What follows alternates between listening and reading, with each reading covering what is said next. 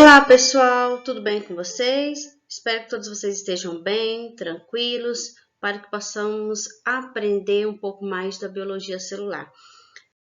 Bom, o que nós já estudamos?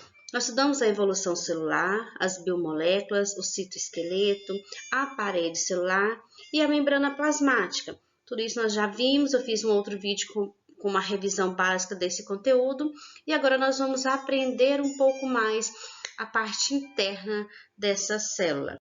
Então, vamos falar de citoplasma. O que é esse citoplasma? Ele é essa parte interna, é um líquido gelatinoso onde estão inseridas as organelas. Fica ali em volta do núcleo, no caso de uma célula eucarionte, e toda a parte central, onde estão dispersos o DNA e o RNA, no caso de células procariontes. Citoplasma significa dar forma às células, vem do grego kitos e plasma. Então, é o formato dessa célula, aquele que vai fazer o preenchimento interno dessa membrana. Então, esse espaço viscoso onde vai ficar inserido ali essas organelas. Ele vai conter várias bolsas e canais membranosos, organos citoplasmáticos, e aí ele vai desempenhar muitas funções, principalmente aquelas de armazenar, de ter as substâncias disponíveis, auxiliar como solvente para essas substâncias que estarão dispersas. A maior parte desse citoplasma é composta por água. Os principais componentes químicos serão as proteínas, que a gente vai ter uma grande quantidade de ribossomos dispersos tanto no citoplasma quanto no retículo endoplasmático rugoso para poder sintetizar proteína. E aí a gente vai ter a presença de sais minerais, os açúcares, alguns aminoácidos. A gente tem esses sais, a gente vai ter a maior parte de cálcio, potássio, sódio, magnésio, e aqueles elementos que a célula vai precisar para realizar o teu processo metabólico. A água ela vai agir como solvente, ela vai pegar todos esses elementos que ficam ali dispersos e vai distribuir ao longo dela. Eles não vão ficar tudo tumultuado em só um cantinho, eles vão ficar bem dispersos ali dentro dessa célula e aí ela vai auxiliar na promoção de reações químicas. Esse fluido contém água, proteínas, sais e açúcares e também substâncias de reserva. Então, no caso das nossas células, podem armazenar aí as nossas gordurinhas, vão armazenar o glicogênio. No caso de uma semente, vai armazenar, se a gente vai falar de uma semente de soja, vai armazenar o óleo que fica ali na soja, pode armazenar ali as proteínas, o amido no caso das raízes. Então, vai ter um armazenamento de várias substâncias. Ele é preenchido por várias organelas. Se eu estiver falando de uma célula eucarionte, eu tenho aqui uma mitocôndria, o retículo endoplasmático liso, rugoso, os centríolos, complexos de Golgi, lisossomos que vão atuar aí na digestão intracelular. Então, ele faz aquelas vesículas, envolve algumas substâncias e aí ele vai ter enzimas digestivas que vai dissolver, diluir ali aquelas substâncias em partículas menores para uso dessa célula. Os plastídeos, que são os plastos, cromoplastos, cloroplastos em geral, os peroxissomos, que vai ajudar na desintoxicação celular, o vacúolo, que vai atuar na digestão, armazenamento, e os ribossomos. Gente, uma célula comum de um eucarionte, ela pode chegar a ter até 10.000 ribossomos por célula, só para fabricar proteína, para vocês terem uma noção da quantidade de proteínas que nós utilizamos no nosso processo metabólico. Quando eu falo que o citoplasma exerce várias funções, ele tem alguns movimentos celulares e esses movimentos eles vão ajudar em algumas funções dessas células. E aí eu vou falar de 4 movimentos básicos que acontecem com o citoplasma para que essa célula execute algumas funções específicas. Por exemplo, o movimento de contração. Então, quando eu pego o meu dedo, eu levanto e abaixo. Eu levanto e abaixo o meu dedo, eu estou o quê? Estou encurtando e esticando essa minha fibra muscular. Essas minhas fibras, elas são proteínas contráteis, né? Normalmente a gente tem Aí a actina e a miosina, e elas se encaixam uma na outra, e aí eu consigo movimentar as minhas mãos, eu consigo caminhar, eu consigo levantar o meu corpo, esticar os meus joelhos, então eu consigo fazer essa movimentação. Então os animais utilizam muito esse movimento de contração. Ah, mas só os animais vão ter esse movimento de contração? Não. Os protozoários também, porque eles têm as miosinas que vão auxiliar nessa contração. Por exemplo, uma ameba, para se movimentar, ela vai executar esse movimento de contração. Então, ela vai jogar o citoplasma dela em determinadas direções para que haja a movimentação dela no meio ambiente. Os batimentos dos cílios e flagelos têm também uma grande importância e com o auxílio desse citoplasma, principalmente aí nos organismos unicelulares, nas bactérias, em alguns protozoários, para poder auxiliar na movimentação. Então, ele precisa do deslocamento desse líquido celular para que esse cílio ou flagelo se movimente e que ela consiga se mover de local. Então, a célula ela não é paralisada, ela vai se movimentar com esse círculo, com esse ciclo aí do flagelo e desses cílios, para que ela se movimente. A gente chama isso de batimentos de cílios e flagelos, que acontecem de formas coordenadas aí pelos centríolos, e aí eles vão fazer esse movimento e conseguem retirar esses organismos do local, né? Sair assim, se movimentar na natureza. Acontece o mesmo com o espermatozoide. Então, o espermatozoide, quando ele vai encontrar o óvulo para o processo de fecundação, ele se movimenta. Então, ele tem uma carga elétrica ali junto com o flagelo, que vai auxiliar nesses batimentos para que ele saia dos testículos e chegue até os ovários para fecundar ali o útero, né, onde estão ali o óvulo, para que ele seja fecundado. Existem alguns movimentos que a gente chama de movimentos ameboides. São os movimentos responsáveis pelo deslocamento de células isoladas, como as amebas e alguns glóbulos brancos dos mamíferos. Eu tenho 2 vídeos aqui que eu gostaria que vocês se atentassem, que é a movimentação de uma ameba. Essa ameba ela vai fazer o deslocamento desse citoplasma para que ela possa fagocitar um plasmodesmo, e aí ela desloca todo o seu líquido do citoplasma, ela cria o que a gente chama de falsos pés, e aí esses falsos pés, eles acabam abraçando o plasmodesmo para que ela possa se alimentar. A gente costuma brincar assim, que a ameba é como se a ameba lá nos protozoários, ela é como se fosse um leão numa área de savana. Então, assim, ela é muito agressiva, ela sai devorando tudo que aparece na frente dela. E ela é uma caçadora bem eficiente aí dos plasmodesmos. Dá uma olhadinha nesse vídeo. Em seguida, tem um vídeo de um glóbulo branco fazendo ali o seu trabalho na corrente sanguínea.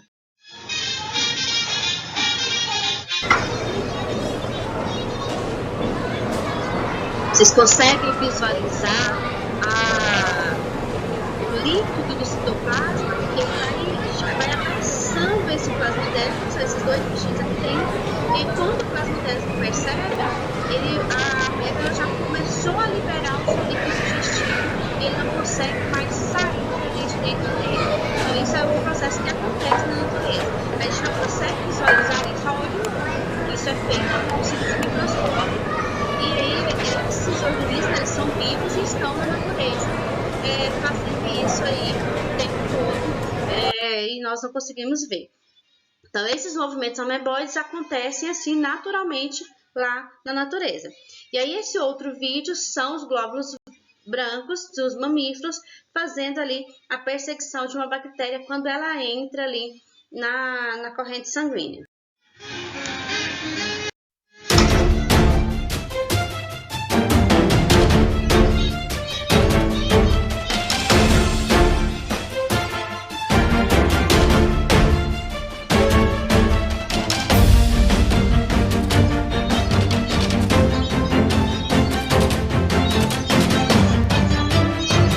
Tá vendo que ela vai perseguindo a bactéria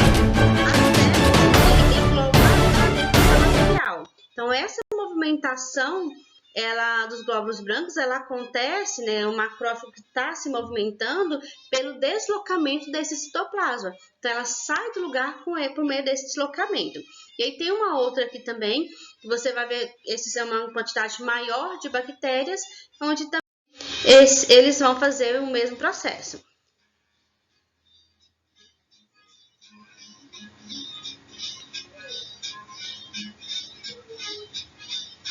Tá vendo que ele vai jogando para dentro do teu corpo, né? Ele vai engolindo todas essas bactérias, e aí ali dentro ele vai digerir tudo. Isso é um macrófago trabalhando ali, inserindo todo, fagocitando, né? O processo que a gente chama, é uma fagocitose, e aí ela consegue eliminar uma boa quantidade aí de bactérias de um local. Esse aqui, se tem uma placa e está acontecendo ali, consegue ser visualizado aí com o auxílio de um microscópio eletrônico.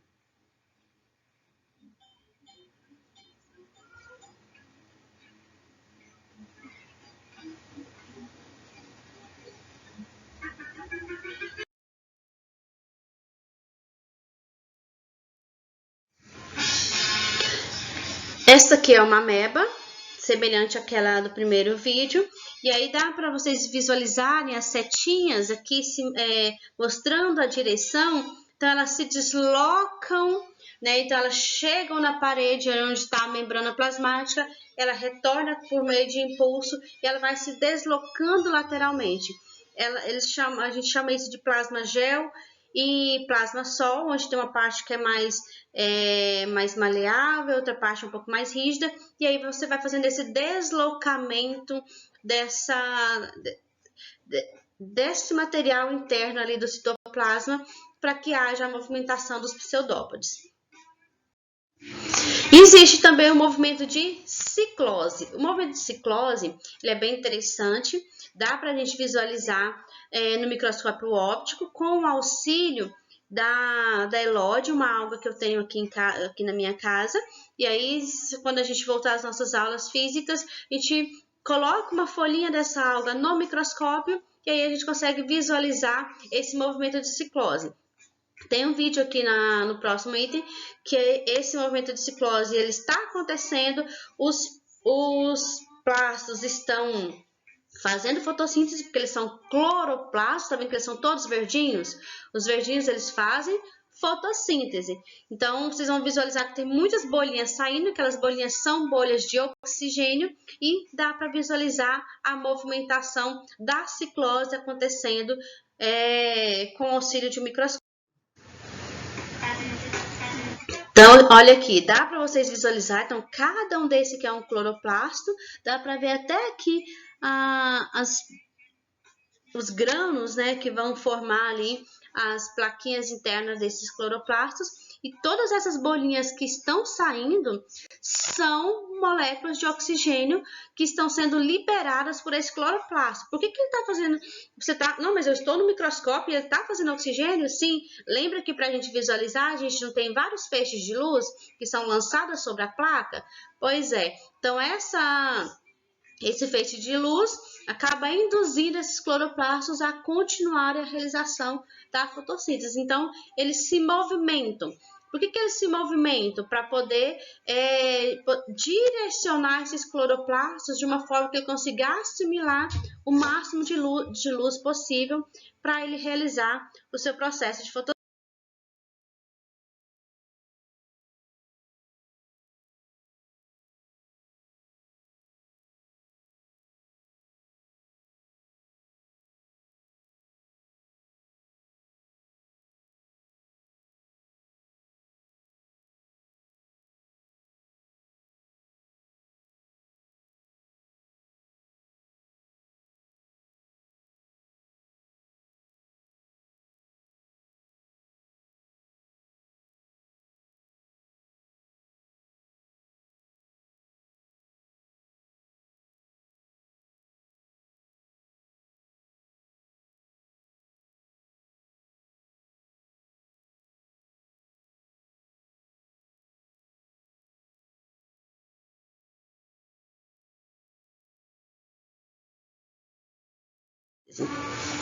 Então, a ciclose é um movimento contínuo que vai acontecer numa célula.